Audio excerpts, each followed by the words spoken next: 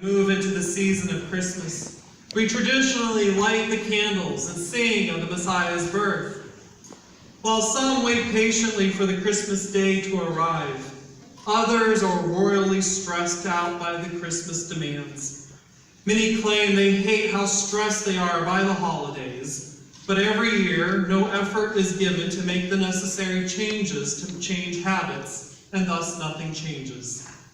Though some traditions and customs are supposed to give us balance and stability, others anger us, and some of us may even admit these traditions hold no value to our lives, yet we keep trudging on, complaining and lamenting about our forlorn state. Then there are some exciting traditions we're glad not to lose or change, like having fresh-baked Christmas cookies or steaming hot cinnamon rolls set out as Christmas gifts are opened. Another tradition that exists, which is exciting and semi-related to the Christmas event, is the announcement of new life and the traditional party called a baby shower. Traditionally, at a baby shower, presents are exchanged, advice is given, and games are played. Viewing Mary's visit to Elizabeth as a type of baby shower, together these women celebrate the new life they carried by exchanging presents of overflowing joy, encouragement, song, and prophecy. Excitedly, both women carried a child of promise. One would pave the way toward God, and the other would be the way to God. It is no wonder Mary broke out in song. Both she and Elizabeth would have been silenced and marginalized in their society. Elizabeth had been barren, unable to have a child, and Mary had an unwed teenage pregnancy. Mary even faced a dilemma when Joseph threatened to break off the engagement until an angel of the Lord intervened. Fortunately, Mary and Elizabeth discovered joy in each other's company. Even the child within Elizabeth kicked for joy when Mary and Elizabeth embraced. Effectively, the unborn infant John gave the unborn infant Jesus a type of early first century fist bump from the womb. Overwhelmed by joy at this new thing God had done for her, Mary launched into a politically charged song about the child she carried. And the lyrics reveal that her unborn son would be a mighty king, though not the traditional type of king everyone expected. This king, instead of cozying up to the mighty and powerful and building his kingdom by exploiting the poor, would knock tyrants off their high horses, pull victims out of the mud. The starving poor would sit down to a banquet, and the callous rich would be left out in the cold. Mary's song turns preconceived ideas of what to expect for the Messiah upside down. She proclaimed that Jesus would be an image breaker, and as we know from the Gospels, she was correct. Whereas society rejected people, Jesus ate with outcasts. Though society excommunicated sinners and prisoners, Jesus invited these people into God's presence. And though people were forced into isolation because they were viewed as abnormal, Jesus loved the broken and the bruised. Jesus broke traditions and customs when he instructed his disciples to touch lepers and to break bread with strangers. Jesus chose to break the customs and traditions of his day because he desired to provide people with holy wholeness. And the only way that could happen was if they followed his example and, like him, saw things operate differently than how they were already operating. For his mother, Mary, she saw firsthand how God broke conventional wisdom. After all, she was pregnant in a way that defied science. And for some, this unconventional situation may have been overwhelming. But for Mary, she accepted her situation in faith and responded in an unexpected way. She sang. She sang joyfully to praise God for looking upon her with favor. And though she admitted there was nothing special about her, for she had done nothing to deserve God's attention, rather as a lowly servant, she only replied yes to God, and she trusted God to deliver a good outcome. She had faith that even though she was unable to see the future nor have any guarantees as to what her life would look like, still she trusted God to care for her. She trusted God to care for her family, as she joyfully sang, God's mercy is for those who trust and fear God from generation to generation. Then she sang God would turn the world upside down, that God would look favorably upon those who respect God's authority, not those who have the most power or worldly possessions. The words of her song certainly spoke of a new image that broke from the reality experienced in the first century.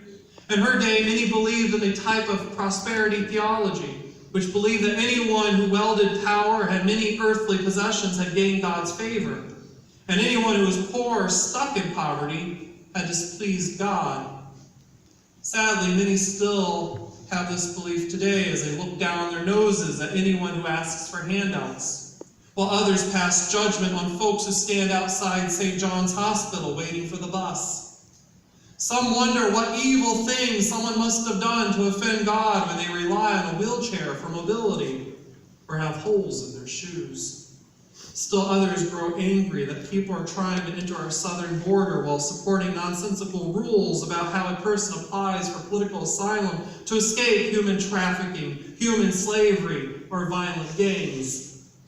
The last verses of Mary's song questions these attitudes as she announced that God's mercy is for those who show mercy. With these words, she revealed that God's desire is to turn the world upside down, and it's grounded in mercy. Mary's song revealed that whether a person is trapped in poverty or things didn't work out correctly in their lives, it has nothing to do with God's blessings, favor, or curses. After all, everything that could have gone wrong for Jesus and his parents did. Caesar Augustus uprooted the Jewish people and forced them to travel hundreds of miles to their own towns to be registered. Yes, even if they were pregnant, there were no exemptions offered. After this, Jesus' parents' reservation was lost at the end, so they had to sleep in a barn. And when King Herod learned about the baby's birth, he dispatched soldiers to find and kill the infants in Bethlehem so he could preserve his power and wealth. Thus, Jesus' parents became refugees as they escaped Herod and migrated to Egypt. Things for Jesus' family certainly didn't go right, but this didn't mean God abandoned them. Rather, it's proof that there are times things can and will go wrong for God's people, and even for God's own Son. This does not suggest anyone did something wrong to deserve being punished, nor did God remove a blessing. Rather, these upside-down, topsy-turvy occasions can remind us that we must learn to humbly rely on God for strength, and sometimes that means rolling creatively with life's punches. These moments can also teach us about humility, so that as we've experienced and managed to move beyond our own troubles, so we ought to be compassionate and caring for those who are suffering troubles as well, sometimes in creative ways, just as God is creative when troubles arise. Learning to lean on God, we can enjoy God's creativity. We can discover incredible things when life becomes topsy-turvy, upside down. Perhaps the same type of creativity a pastor in Austria experienced. 200 years ago today, there was a pastor in Austria who experienced an upside-down, topsy-turvy Christmas Eve weekend. The week leading up to Christmas, the church organ had broken, and the congregation hired an organ repair person who assured the pastor that it would be repaired in time for Christmas Eve services. However, on December 23rd, the organ was still in multiple pieces and new parts had to be ordered. Following the evening Sunday service, the pastor realized the organ would not be repaired in time for the traditional evening services on the 24th. So he took a walk. He took a long walk. He took a walk up along a path that led up to a hill that overlooked the village. And it was there he hoped to find rest for his troubled soul, and where he could clear his mind. As he looked at the grand city below him, a light snow began to fall. And at that moment, he says, a whisper in the wind reminded him of a poem he had read. And as the gentle wind blew, a faint sound in the wind provided a type of tune that played over and over in his mind. In the morning, he met with the church organist, and together they created the melody he had heard in his mind the night before. And at the Christmas Eve service, with the organ still broken, the pastor took out his guitar and presented a brand new song that had been revealed to him. And he sang a song the world had never heard before. He sang Silent Night. Once again, God broke the traditional patterns to introduce something new and wonderful. And now, for 200 years, churches around the world have sung Silent Night. Perhaps one could say God is an iconoclast, for God breaks up the earthly traditions to introduce the world to something new and holy. Literally, iconoclast means to break up or change traditions. Setting aside the violence that is typically ascribed to this word iconoclast, we can see that God has been iconoclastic for a very long time, as God raised the lowly up and allowed a young poor shepherd to become a powerful king over Israel. God changed the birth order so that God changed the birth order rights of Jacob and Esau, so that the younger became powerful and carried forth Abraham's legacy. And God has continued to break customary ideas that people were divorced from God. And God provided a new and unexpected promise through the birth of Jesus. As an iconoclast, God has broken up traditional thoughts about who is loved and cared for by God, and for whom God's promises exist. That is the point of Mary's song, as she invites us to see the world differently, through the eyes of the Holy Spirit. So we recognize that God is really in love with us. God's love is surprising. But Mary's insight into God's mind is that God favors us and shows us mercy as we fully rely on God. God's affection has nothing to do with what you've done or what you own. This is the great news of Christmas. We have an iconoclastic God who is deeply in love with us, and through Jesus did something image-breaking, expectation-shattering, so radical, just so that we would know that God is in love with us, and that we are God's treasures. Further, God's iconoclastic actions are not limited only to our new insight to God's activity. We are also called to participate with God and to learn how to rely on God, and allow ourselves to humbly lean on God in this new relationship.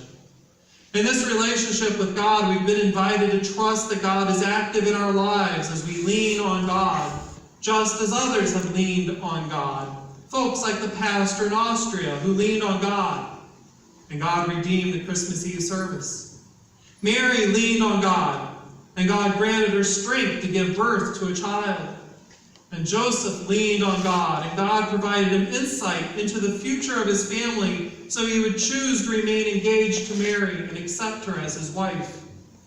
And Jesus leaned on God, and through him God redeemed the whole world. Throughout the ages, our ancestors have leaned on God, and throughout the ages, they've seen God's radical, earth-shaking Christmas miracles, which provide proof that we are supported and loved. Scott McKnight in Christianity Today wrote that at the bottom of society, Mary declared that God's Messiah was delivering a new order, an order that works creatively with God to raise people out of despair and poverty and out of the clutches of evil.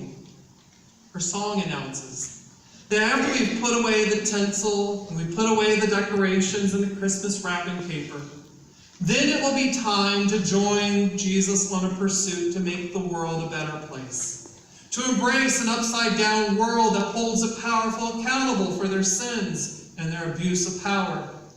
And it gives the powerless a voice and an opportunity to live fully into God's new kingdom. Each of us has a role to play in this kingdom.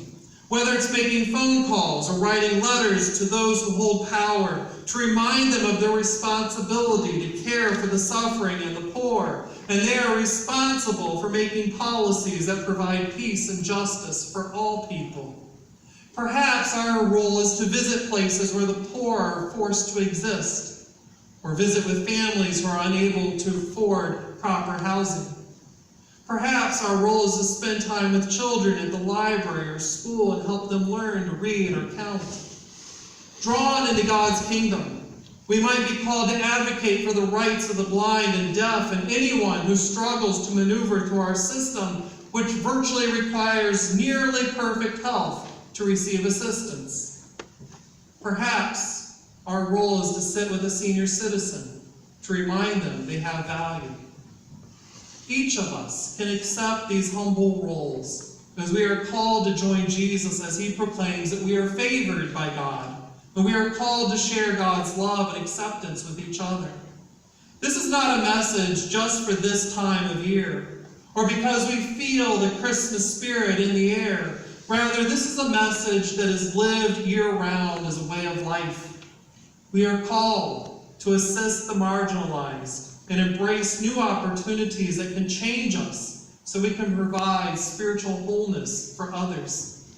Yes, Christmas is all about seeing what might be instead of what is. And that is what Mary declared in her song. God's iconoclastic actions breach our pessimism and bad traditions, so we will see God's activity with new eyes, seeing the possibilities that abound with God. And as Christmas begins and ends, God can be iconoclastic with our habits and patterns, so we receive a way of life and a way of living that focuses on God, so we will do Jesus' will, which is providing people with God's healing comfort as we transform the world into a better place. All that is required is that we ask God to help us break up our traditions and habits that entrap us and prohibit us from finding peace during this season, so that freed, we can be creative beings that care for God's people and God's creation. Freed from our patterns and customs that hold us prisoner. What can you do today or tomorrow that nobody but a Christian who is freed by Christ could do? And that is your call in this relationship with God. To be free, so you can go forth showing Christ's love and care to others as only you can do. As we respond to God's love and recall that God's love has become flesh with the birth of Jesus, let us recall that it came upon a midnight clear that angels appeared to proclaim God's message. I invite you to stand as you're able.